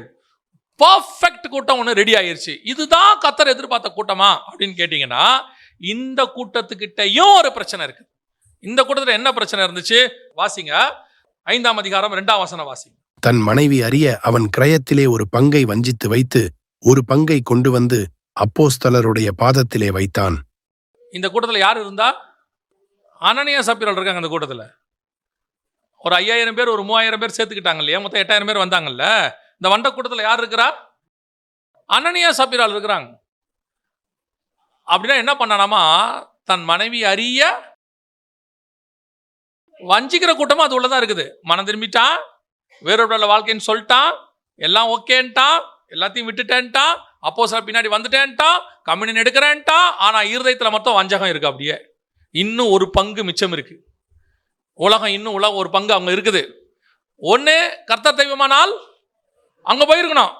இவ்வளவு நேரம் இருந்தாங்களே, இவங்க எல்லாருக்கிட்டையும் ஒரு பிரச்சனை இல்லை. என்ன தெரியுமா, இவங்களை பத்தி நல்லா வெளியரங்கமா தெரியுது. விரியன் பாம்பு குட்டி, அப்பத்துக்கு வரவன் இல்ல, நோவா காலத்துல வரல, இவனை பத்தி எல்லாம் தெரியுது. ஒருத்தருக்கான் பாருங்க, இதான் dangerous fellow, very dangerous fellow. என்ன தெரியுமா, அப்படியே ஒப்பு கொடுத்துட்டேன், சூப்பர்ன்ட்டா, எல்லான்ட்டா. ஆனா இருதயத்துல மட்டும் உலகம் ஒரு பார்ட் இருந்துகிட்டே இருக்கு. நாளைக்கு பின்னைக்கு இயேசு வராட்டி, டிலே ஆச்சுன்னா, எல்லாத்தையும் வித்து கொடுத்துட்டோம், ஆண்டவர் சொல்லிட்டாரு, ஏவுறாரு, ஒருவேளை வயசாச்சுன்னா அப்படின்னு மாம்சம் ஒன்று உள்ள ஓடிட்டே இருக்கும். ஆனா எங்க உட்காந்துருப்பான் தெரியுமா, எல்லாத்தையும் வித்து வைக்கிறவங்க மத்தியில் உட்காந்துருப்பான். எங்க உட்காந்துருப்பான், வேறுபாடு உள்ளவங்க மத்தியில் உட்காந்துருப்பான். இவனை கண்டுபிடிக்கிறது தான் கஷ்டம். அதான் வசனம் சொல்ல உன்னத பாட்டு 2ல், காட்டு மரங்களுக்கு நடுவே கிச்சிலி மரமாய் என் நேசர் இருக்கிறார். அப்படின்னா என்ன அர்த்தம், அத்தனை மரமும் எப்படி இருக்குதா, காட்டு மரம், காட்டு மரத்துக்கு நடுவுல கிச்சிலி மரம். அப்ப நீங்க மொத்தம் இருக்கிற காட்டு மரம்னா முள்ளு. அதான் அர்த்த வசனம் சொல்லும், முள்ளுகளுக்கு நடுவே லீலி புஷ்பம். அப்படியே எல்லாத்துக்கும் நடுவுல தான் இது இருக்கும். கண்டே பிடிக்க முடியாது, பார்க்கறதுக்கு ஒரே மாதிரி தான் இருக்கும். எல்லாம் ஞானசாரம் எடுக்கிறதுக்கு வரும், பாம்பு குட்டி நடுவுல ஒரு ஆட்டுக்குட்டி வரும், கண்டுபிடிக்க முடியாது இருக்கும். ஆனால் இங்க என்ன நடக்குதுன்னு கேட்டீங்கன்னா, அப்படியே ஆப்போசிட். இங்க எப்படி இருக்குது, 12 அப்போஸ்தலருக்கு நடுவுல ஒரு யூதாஸ். அத்தனை பேரும் வித்து பாதத்தில் கொண்டாந்து வச்சுட்டான். ஆனா இவன் மட்டும் ஒரு பங்கை எடுத்து வீட்டில் வச்சுக்கிறான். இப்போ பாருங்க, அழகா பேதுரு சொல்வாரு, அது விற்கிறதுக்கு முன்னாடி உன்னோட இருக்கவே இல்லையா, விற்கணுமா வேணாமான்றதை நீ டிசைட் பண்ணு, கொடுக்கணுமா வேணாமாங்கிறத டிசைட் பண்ணு. கொடுக்கணும்னு டிசைட் பண்ண பிறகு அதுல ஒரு வஞ்சகம் வருதுல்ல, அதை தான் கர்த்தர் உன்னை அர்ப்பணிக்கணும் டிசைட் பண்ணிட்டா முழுசா அர்ப்பணி. ஒரு பார்ட் வெளியே வேஷம் போட்டுக்கிட்டு உள்ள எடுத்து வச்சுக்கிட்டு, இதுதான் கர்த்தர் வெறுக்கிறார், வஞ்சிக்கிறவர்கள். அடுத்து சொல்றாரு, அதே வசனம் 5:3 வாசிங்க. பேதுரு அவனை நோக்கி, அனனியாவே, நிலத்தின் கிரயத்தில் ஒரு பங்கை வஞ்சித்து வைத்து பரிசுத்தாவியின் இடத்தில் பொய் சொல்லும்படி சாத்தான் உன் இருதயத்தை நிரப்பினதென்ன? வஞ்சகம் வந்துருச்சு. அடுத்து என்ன வந்துருச்சு, பொய் சொல்ற கூட்டமும் இருக்கு. யாருக்கிட்ட பொய் சொல்றான், ஊழியக்காரங்கிட்டே பரிசுத்தாவின் அபிஷேகத்தை பெற்ற ஊழியக்காரங்கிட்டே பொய் சொல்லுவான். இங்க நிறைய நேரத்தில் இவங்க என்ன நினைக்கிறாங்க தெரியுங்களா, ஊழியக்காரன் குறை உள்ளவன், ஊழியக்காரங்கிட்ட வந்து ஒரு விஷயத்தை நீங்கள் சொல்கிறீங்க, சொல்லும் பொழுது ஒரு விஷயத்தை நீங்கள் மறைக்கிறீர்கள் அல்லது பொய் சொல்கிறீங்க. இப்போ உங்கள் தாட் என்னென்னா, ஊழியக்காரங்கிட்ட நீங்கள் பொய் சொல்கிறீங்க, மறைச்சிட்டோம், ஊழியக்காரருக்கு தெரியாது. ஆக்சுவலாக நீங்கள் ஒன்று புரிஞ்சுக்கணும், ஊழியக்காரன் உங்ககிட்ட கேட்டதா இருக்கலாம், ஆனால் அவனுக்குள்ள இருந்து கேட்டுக்கொண்டிருக்கிறது ஆவியானவர். இப்போ நீங்கள் ஊழியக்காரனை மதிக்கணும்னு சொல்கிறோம்ல, ஏன் ஊழியக்காரனை மதிக்கணும்னா, ஊழியக்காரனை மதிக்கிறதுக்கு அல்ல, அவன் மேல் உள்ள அபிஷேகத்தை மதித்தல் இல்லையா? ஊழியக்காரன் குறைவுள்ளவன் செத்து போயிடுவான். சவுலை வந்து அவன் மதிச்சானா, சவுல் மேல உள்ள அபிஷேகத்தை மதிச்சானா? சவுல் மேல உள்ள அபிஷேகத்தை மதிச்சான். உண்மையிலே ஃபாலோ பண்றவன் என்ன பண்ணுவானா, அவனுக்குரிய சுபாவம் இவனுக்குள்ள வரணும்னு நினைப்பான் இல்லையா? இப்போ எலியாவை பார்த்து உன்ன மாதிரியே நான் ஆகணும்னு கேட்கல, உன் மேல இருக்கிறது எனக்கு 2 மடங்கா வேணும் தான் கேட்டான். நீ வேணாம், எனக்கு உன் மேல இருக்கிறது தான் எனக்கு வேணும். புரியுதா? அப்ப அவன் எதை கணம் பண்றான்? எலியாவை கணம் பண்ணல, எலியா மேல இருக்கிற அபிஷேகத்தை கணம் பண்றான். இவன் நம்ம பொதுவா என்ன நினைக்கிறோம், இவரை மாதிரியே நான் ஆகணும், சினிமா நடிக்கிறேன், முடி வெட்டுறது, அரசியல்வாதினா அவரை மாதிரி ஆகுறது, அதே மாதிரி ஆவிக்குரிய வாழ்க்கை நினைக்கிறோம், அவன் இந்த ஊழியக்கார மாதிரி. இல்ல நான் எப்பவும் சொல்வேன், ஃபாதர் பெர்கமன்ஸ் மாதிரி நீங்க பாடவே வேண்டாம், ஆனா அவரை மாதிரி அபிஷேகத்துல பாடுங்க, அது நல்லது. அவர் குரல் மாதிரியே நம்ம குரல் வரணும் அதெல்லாம் வேண்டாம். அபிஷேகம் இஸ் இம்பார்ட்டன்ட், அவர் மேல உள்ளது. அதே தான் சொல்றேன், ஒரு ஊழியக்காரங்கிட்ட நீங்கள் பேசும்பொழுது நீங்க என்ன நினைச்சு பேசுறீங்கன்னா, இவருக்கு தெரியாம அப்படியே மறைச்சிட்டா ஓகே ரைட் பரவாயில்ல அப்படி போயிடலாம் நினைக்கிறீங்க. அவருக்கு மறைச்சிட்டீங்க, ஆனா உள்ளுக்குள்ள இருக்கிற அபிஷேகம், அவனுக்குள்ள இருக்கிற ஆவியானவர் கேட்டுக்கிட்டே இருக்கிறார். அதை இங்க இவன் சொல்றான், எனக்கு விரோதமாய் நீ பொய் சொன்னே சொல்லல, யாருக்கு விரோதமாய்? சரி, பேதுரு பர்ஃபெக்டா? பேதுரு பர்ஃபெக்டா?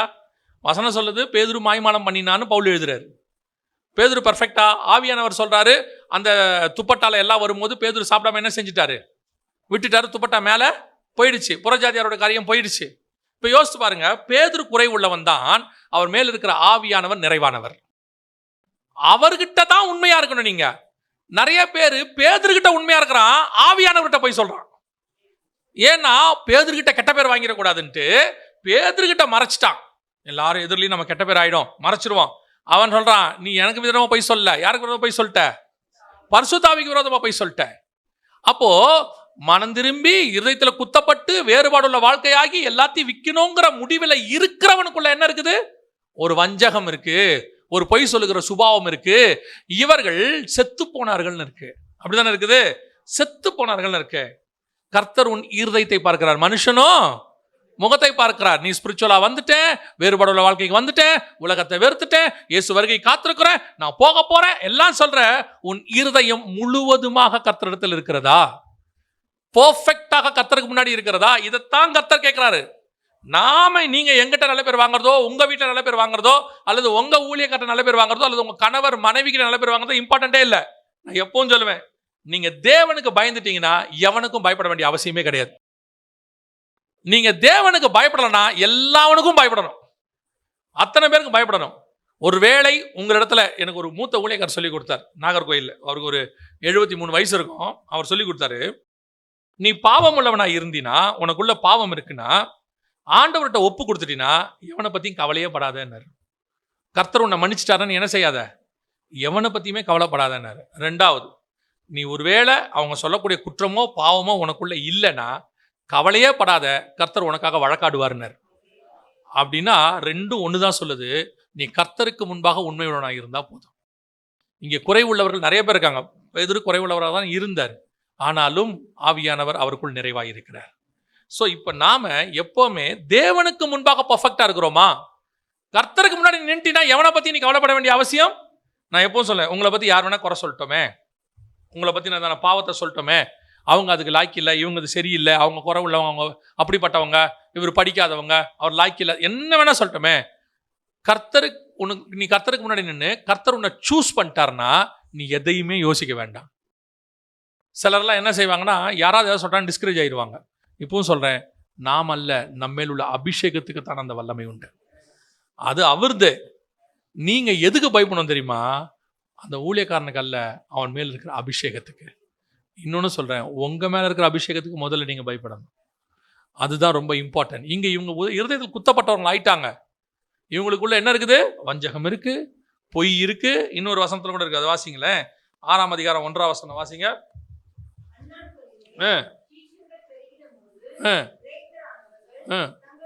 இவங்கெல்லாம் ஒருமனப்பட்டு வந்தவங்க தானே. இப்போ இவங்களுக்குள்ள இன்னும் என்ன இருக்குது? உள்ளுக்குள்ள பாகுபாடு இருக்குது. நீ கிரேக்கன், நான் யூதன்.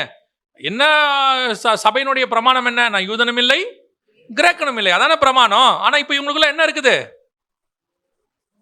நான் யூதன், நீ கிரேக்கன். யூதனுக்கு மட்டும் கவனிக்கிறீங்க, கிரேக்கர்களுக்கு கவனிக்க மாட்டீங்க. விதவைகளை கவனிக்கிறீங்க, இவங்களை கவனிக்க மாட்டீங்க அப்படின்னு அன்னைக்கே விதவைகளை நீ கொஞ்சம் ஒதுக்குறீங்க. இவ்வளோ தாட்டோட தான் வேறுபாடு உள்ளவங்க வந்திருக்கிறாங்க. இவ்வளோ தாட்டோட தான் எல்லாத்தையும் வித்து வந்தவங்க வந்திருக்கிறாங்க. இவ்வளோ தாட்டோட இருதயத்தில் குத்தப்பட்டவங்க இருக்கிறாங்க. அப்ப இருதயத்தில் குத்தப்பட்ட இவர்களுக்குள்ளேயும் இந்த மாதிரி தாட்ஸ் எல்லாம் என்ன இருக்குது? இருக்கத்தான் செய்கிறது. கர்த்தர் இதையும் எதிர்பார்க்கல, சிதறி போக பண்ணினார்னு இருக்கு. 8ஆம் அதிகாரத்தில் என்ன பண்ணிட்டாரு? சிதறி போக பண்ணினார். இப்ப கர்த்தர் எக்ஸ்பெக்ட் பண்ண கூட்டம் எது? அதை மட்டும் சொல்லிட்டு முடிக்கிறேன். வாசிங்க. யோவான் எழுதின சுவிசேஷம் 6ஆம் அதிகாரம் 68வது வசனத்தை வாசி. சீமோன் பேதுரு அவருக்கு பிரதியுத்தரமாக, ஆண்டவரே, யாரிடத்தில் போவோம்? நித்திய ஜீவ வசனங்கள் உம்மிடத்தில் உண்டே. இவன் வேற எதுக்காகவே வரல. இவன் வந்தது ஒன்னே ஒண்ணுக்கு தான் வந்தான். வசனத்துக்கு வரல, நித்திய ஜீவ வசனத்துக்கு வந்தான். ஏன்னா பரிசேயர்கிட்டையும் வசனம் இருந்துச்சு, மோசையின் ஆசனத்தில் உட்காந்துருக்கவங்கிட்டையும் வசனம் இருந்துச்சு, கமாலியல்கிட்டையும் வசனம் இருந்துச்சு. இவர்கிட்ட மட்டும்தான் நித்தியத்துக்கான வசனம் இருந்துச்சு. எட்டர்னல் வேர்டு இவர்கிட்ட இருந்துச்சு. நியாயப்பிரமாணம் வேர்டு இருந்துச்சு, அது மரணத்தை கொண்டு வந்துச்சு. இவர்கிட்ட என்ன இருந்துச்சு? இப்ப வாசிங்க, மார்க் 3:13-14. இப்ப வாசிங்க. தமக்கு சித்தமானவர்கள் யாருன்னு இப்ப அவர் டிசைட் பண்றாரு பாருங்க. தமக்கு சித்தமானவர்கள் தம்மிடத்தில் வரவழைத்தார், அவர்கள் அவரிடத்தில் வந்தார்கள். யாரு? இந்த நித்திய ஜீவ வசனத்துக்கு வந்தவன். இவன் வேற எதுக்காகவும் இவர் பின்னாடி வரல. அப்பத்துக்காக வரல, இருதயத்தில் குத்தப்பட்டு ஊன்னு சொல்லி வந்து இவனுக்குள்ள எதுவும் இல்லை. அடுத்து இவனுக்குள்ள என்ன இல்லை? இவன் வந்து எட்டர்னல் விஷன் இல்லாதவன் கிடையாது.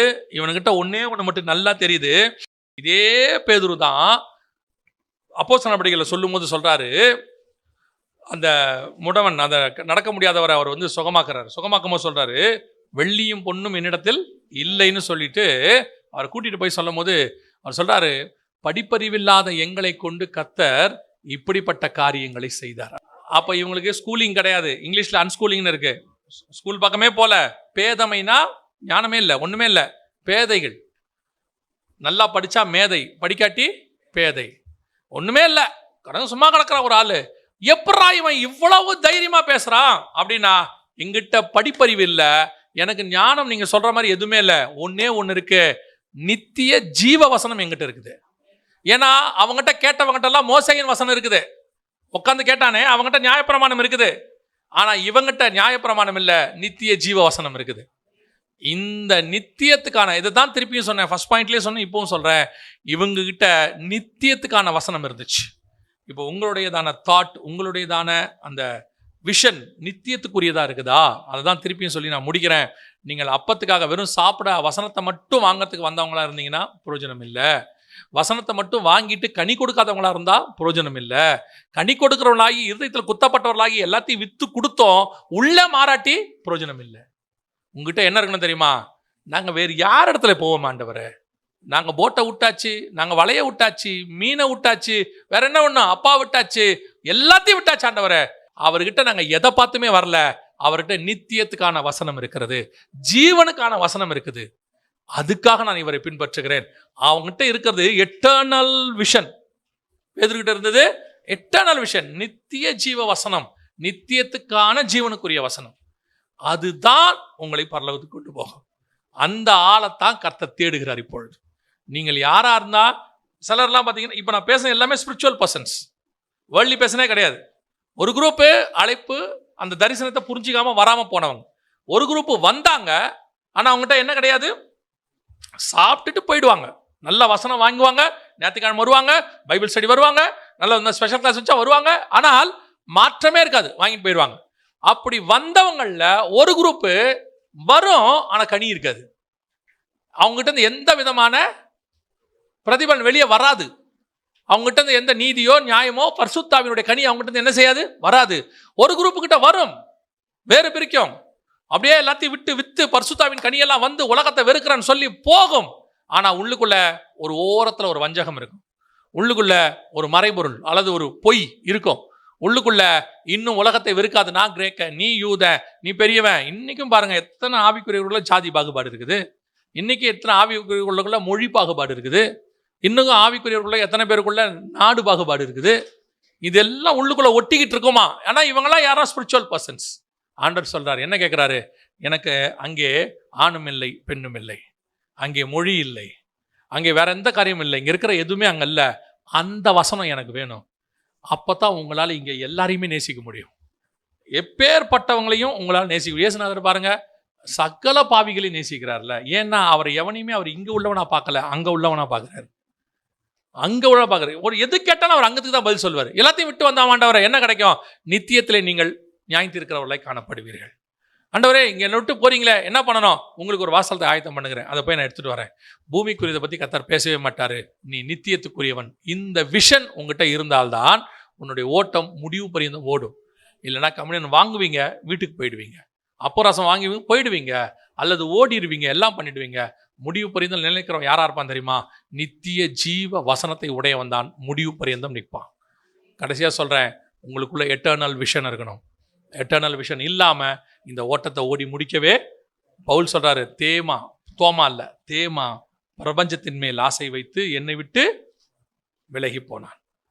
வந்தான், இதே தேமா தான் ஒரு இடத்துல வசனம் சொல்லுது, எனக்காக அவன் தோல் கொடுத்தவன், தன் கழுத்தை கொடுத்தவன் இருக்கு, தனக்காக என் கழுத்தை கொடுத்தவன். அதே தேமா உலகத்துக்கு பின்னாடி ஓடிட்டான் இருக்கு. ஏன் தெரியுமா? அவனுக்கு பவுல் மேல ஆசை இருக்குது, பவுல் மேல பின்பற்றம் இருக்கு, வைராக்கியம் இருக்கு, எல்லாம் இருக்கு. உள்ளுக்குள்ள எட்டர்னல் விஷன் இல்லை. அவன் ஒருவேளை பவுலுக்காக கழுத்து கொடுக்காம இருந்திருந்தாலும் எட்டர்னல் விஷன் இருந்தால் அவன் கடைசி வரைக்கும் பவுலோடு கூட வந்திருப்பான். அல்லேலூயா. அப்ப இங்க நடக்கிற எதையுமே நான் சொல்றேன், என் அனுபவத்துல சொல்றேன், அந்த விஷன் உங்களுக்குள்ள வந்துட்டா இங்க இருக்கிற எதுவுமே உங்களை அசைக்காது, எதுவுமே உங்க பாதையை விட்டு விளக்காது. துரோகம் பண்ணா விளக்காது, மறுதளிச்சா விளக்காது, அல்லது காட்டி கொடுத்தா விளக்காது, அல்லது ரொம்ப அன்பா இருந்தாலும் விளக்காது, உனக்காக உயிரை கொடுப்பனாலும் விளக்காது. எதுவும் உங்களை என்ன செய்யாது, விளக்கவே விளக்காது. நீங்க போற ஓட்டத்துல ஓடிக்கிட்டே இருப்பீங்க. வந்தாலும் சோத்திரம், விட்டாலும் சோத்திரம், இருந்தாலும் சோத்திரம், இல்லா விட்டாலும் சோத்திரம். இந்த ஓட்டம் ஓடிக்கிட்டே இருக்கணும். இந்த எட்டர்னல் விஷன் இருக்கிற வரைக்கும் நடுவில் எது வந்தாலும் என்ன செய்யாது, உங்களுக்கு பண்ணவே கவலையே படாது. நல்லா பாருங்க, பயங்கரமா உங்க பக்கத்துல ஹைவேஸ் கார் போயிட்டே இருந்துச்சுன்னா இந்த டெஸ்டினேஷனுக்கு போறவன் இதை பத்தி கவலையே பட மாட்டான். அவன் ட்ராக்ல அவன் என்ன செஞ்சுட்டே இருப்பான், போயிட்டே இருப்பான். இந்த வேகமா போற காக்க பார்க்க ஆரம்பிச்சிட்டானா இவன் ஒரு ஓரமா ஒதுங்கி மெதுவா போக ஆரம்பிச்சிருவான். அதான் இடதுபுறமும் வலதுபுறமும் சாயாதபடி உங்க விஷன்ல போங்க, அதை தரிச்சு கொள்ளுங்க, அது உங்களை முடிவு பரிந்து நடத்த போதுமானதாக இருக்கிறது. அல்லேலூயா. நாம ஜெபம் பண்ண போகிறோம். எழுந்திருக்கலாமா நம்ம எல்லோரும் ஆண்டவர் சமூகத்துல? Thank you holy spirit. நன்றி ஆவியானவரே. கர்த்தர் உங்களை என்னையும் அழைத்தது நித்தியத்திற்கு. ஒருவேளை என் நித்திய அழைப்பு என்ன, நான் எதை நோக்கி ஓடணும் அப்படின்னு நீங்க நினைச்சீங்கன்னா, 7ஆம் அதிகாரம் 9ஆம் வசனம் வெளிப்படுத்தின விசேஷத்துல ஒரு கூட்டம் எடுத்துக்கொள்ளப்பட்டு சிங்காசனத்திற்கு முன்பாகவும் ஆட்டுக்குட்டியானவருக்கு முன்பாகவும் நிற்க கண்டேன். இவர்கள் யார், எங்கிருந்து வந்தார்கள்? இவர்கள் தங்கள் வஸ்திரங்களை ஆட்டுக்குட்டியானுடைய இரத்தத்திலே தோய்த்து வெளுத்தவர்கள், மிகுந்த உபத்திரவத்திலிருந்து வந்தவர்கள். ஆட்டுக்குட்டியானவர் தாமே இவர்கள் கண்ணீர் யாவையும் துடைப்பார், ஜீவ தண்ணீர் அண்டைக்கு நடத்துவார். ஆட்டுக்குட்டியானவர் எங்கே போனாலும் அவரை பின்பற்றுகிறவர்கள். அந்த கூட்டம் தான் நம்ம டெஸ்டினேஷனாக இருக்கணும். நான் உங்களுக்கு ஒரு சின்ன ஒரு காரணமாக தான் சொல்கிறேன். எது என் டெஸ்டினேஷன், எதை நோக்கி என் விஷன் இருக்கணும், எதை நோக்கி நான் ஓடணும்னா, அப்படிதான் ஆபிரகாம் ஓடினாரு. அதையல்ல, அதிலும் மேன்மையான பரமதேசத்தையே அவன் நாடினான். தூரத்தில் அவைகளை கண்டு நம்பி அணைத்து கொண்டு நம்முடையதான தரிசனம் சிங்காசனத்துக்கு முன்பாக இருப்பது, அவரோடு கூட ஆளுகை செய்வது, அவரோடு கூட சிங்காசனத்தில் உட்காருவது, இதெல்லாம் கத்த நமக்கு பண்ண வாக்குத்தத்தம். இந்த மாதிரி தரிசனங்களை வைத்து கொண்டு தான் நம்ம ஓடணும். ஒப்பு கொடுப்போம் தேவ சமூகத்தில் ஒரு 2-3 நிமிஷம். நாம் குறைவுள்ளவர்கள், பலவீனமானவர்கள், ஆனாலும் பேதுருவின் மேலே பரிசுத்த ஆவியானவர் நிறைவாய் காணப்பட்டார். அதே ஆவியானவர் நமக்குள்ளும் இருக்கிறார். ஆண்டவர்கிட்ட ஒப்பு கொடுப்போம். ஆண்டவரே, நீர் வருமளவும் ஆண்டவரே எங்கள் தரிசனத்தில், அந்த எட்டர்னல் தரிசனத்தில், அப்பா அந்த பூமியில் நடக்கிற எதுவும் என்னை அசைக்கக்கூடாது. எனக்கு விரோதமாக யாராவது பேசிட்டாங்கன்னா நான் சோர்ந்து போய் உட்காந்துடக்கூடாது. எனக்கு விரோதமாக கையை உயர்த்திட்டா நான் சோர்ந்து போய் உட்காந்துடக்கூடாது. அடி வாங்கினாலும், பட்டணந்தோறும் அடிக்கப்பட்டாலும், எது பண்ணாலும் என் ஓட்டம் ஓடிக்கிட்டே இருக்கும். ஏன்னா கிறிஸ்துவின் அன்பு என்னை நெருக்கி ஏவுகிறது. எனக்கொன்று நியமிக்கப்பட்டிருக்கிறது, அதை நான் வாஞ்சையாய் தொடருவேன். ஏசபேல் சொன்னபோது, அதை கேட்டபோது அவன் சோர்ந்து போய் ஒரு இடத்துல படுத்துட்டான். படுத்திருக்க கூடாது, ஓடிட்டே இருக்கணும். நீ எழுந்து நட. உன்னுடைய பிரயாணம், நீ போக வேண்டிய தூரம் அதிகம். யாராவது ஏதாவது சொல்லிட்டாங்க, யாராவது உனக்கு விரோதமா பண்ணிட்டாங்க, உனக்கு விரோதமா சூழ்ச்சி பண்றாங்க, உன்னை கவுக்க பாக்குறாங்க, நீ எதையுமே யோசிக்காத. அவங்க அதை செஞ்சுக்கிட்டே இருக்கட்டும். அவர்களுக்குரிய பலன் ஒரு நாள் அது வரும். உன்னை அழைத்தவர் உண்மை உள்ளவர். உன் தரிசனத்தை விட்டு வெளிவிலக பண்றதுக்கு தான் அவங்க இதெல்லாம் செஞ்சுக்கிட்டே இருக்கிறாங்க. நீ உண்மையா இருந்தா நீ கவலைப்பட வேண்டிய அவசியமே கிடையாது. நீ சோகமா உட்காரணுன்றதா அவங்க திட்டம். நீ சூரச்செடிக்கு கீழே படுக்கணுங்கிறதா அவங்க திட்டம். நீ கண்ணீர் வடிக்கணுங்கிறதா அவங்க திட்டம். நீ அதை பத்தி கவலையப்படாது. உன் தரிசனத்துல ஓடிட்டே இரு. எனக்கொன்று நியமிக்கப்பட்டிருக்கிறது, அதை நான் வாஞ்சையாய் தொடருவேன். ஏன்னா என்னை அழைத்தவர் எனக்கு ஒரு தரிசனத்தை கொடுத்திருக்கிறாரு. அவர் என்ன அபிஷேகிச்சிருக்கிறாரு. அவரை தவிர வேற யாரும் என்னை விட்டு இதுல இருந்து வெளியே கொண்டு வரவே முடியாது. அந்த நிச்சயம் உங்களுக்கு வரணும். ஒப்பு கொடுப்போமா? அப்படி ஒரு சிந்தனை, அப்படி ஒரு தாட் உங்களுக்கு வந்துருச்சுன்னா எதை பத்தியுமே நீங்க கவலைப்பட மாட்டீங்க. கர்த்தர் எனக்கு நான் சொன்னதை நான் உங்களுக்கு சொல்றேன். எத்தனையோ காரியங்கள், நெருக்கமா இருக்கிறவங்கள இருந்து தூரமா இருக்கிற வரைக்கும் எத்தனையோ பேர் இத்தனை வருஷத்துல எவ்வளோ காரியங்கள் எனக்கு விரோதமா பண்ணி பேசினாலும் கூட ஒரு நாள் நான் அதுக்காக சோர்ந்து போய் உட்கார்ந்ததே கிடையாது. அதை பத்தி நான் சோர்ந்து யோசிக்கவே இல்லை. ஆவியானவர் எனக்கு ஒன்று மட்டும் சொல்லுவார், எழுந்து நட, போயிட்டே இரு. நீ போக வேண்டிய தூரம் அதிகம், உனக்கு வச்ச விஷயம் அதிகம். அவங்க உன்னை என்ன பண்ண பார்க்குறாங்க? உன்னை சூரச்செடி கீழே படுக்க வைக்க பார்க்குறாங்க. படுத்துறாத. இதுக்கு மேலே நான் எப்படி ஊழியம் பண்ணுவேன்? இதுக்கு மேலே எப்படி செய்வேன்? இதுக்கு மேலே அந்த ஊழியத்தை எப்படி செய்வேன்? இல்லை, நீ ஓடு. ஏசபேல் பேசுறது தான். நீ என்னதான் ஊழியம் பண்ணாலும் ஏசபேல் பேசதான் செய்வா. உன்னை கொலை பண்ணத்தான் செய்வேன்பா. கவலைப்படாத, ஓடு, நடந்துகிட்டே இரு. பவுலுக்கு யாரும் எதுவும் சொல்ல முடியாது. பவுலை பணம் திருடிட்டான்றாங்களா? பணம் திருடிட்டாங்கிறாங்க. அவன் சொல்றான், நான் கை வேலை செஞ்சு சாப்பிட்றேன். எப்படி என்ன அந்த வார்த்தை சொல்லுவீங்க? நானும் அவன் சோர்ந்து உட்காரல, ஓடிட்டே இருக்கிறான். முடிவு பரியந்த நான் ஓடுவேன்னு சொல்றான். அதனாலதான் பவுலுடைய மரணத்தை பத்தி பைபிள்ல இல்லை. ஏன் தெரியுமா? பவுலுடைய மரணத்தை பத்தி பைபிள்ல அவன் இன்னும் வாழ்ந்து கொண்டு இருக்கிறான். அவன் மரித்தும் பேசுகிறாங்க லிஸ்ட்ல அவனும் இன்னும் இருக்கிறான். அவன் மரணத்தை கர்த்தர் ஏன் குறிக்கவில்லை தெரியுமா?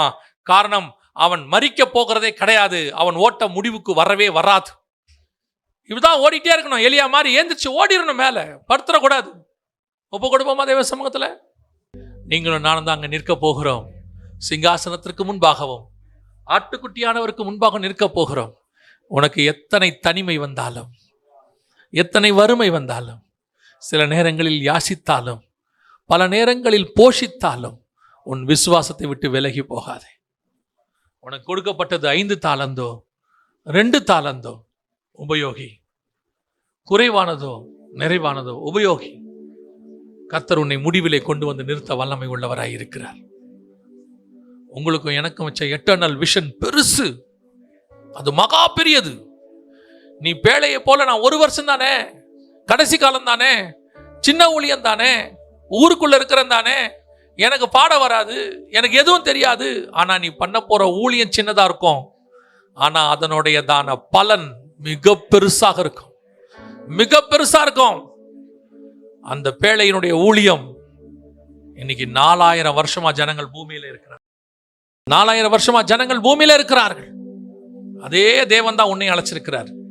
நீ அவர் கையில் இருக்கிற கூழாங்கல்ல வேணா இருக்கலாம், ஒரு அடைப்பைக்குள்ள இருக்கலாம், யாருக்கும் தெரியாம இருக்கலாம். ஆனா உன் விஷன் என்ன தெரியுமா? நீ கோலியாத்தை வீழ்த்துவது. அதுக்கு தான் கர்த்தர் உன்னை அழைச்சார்.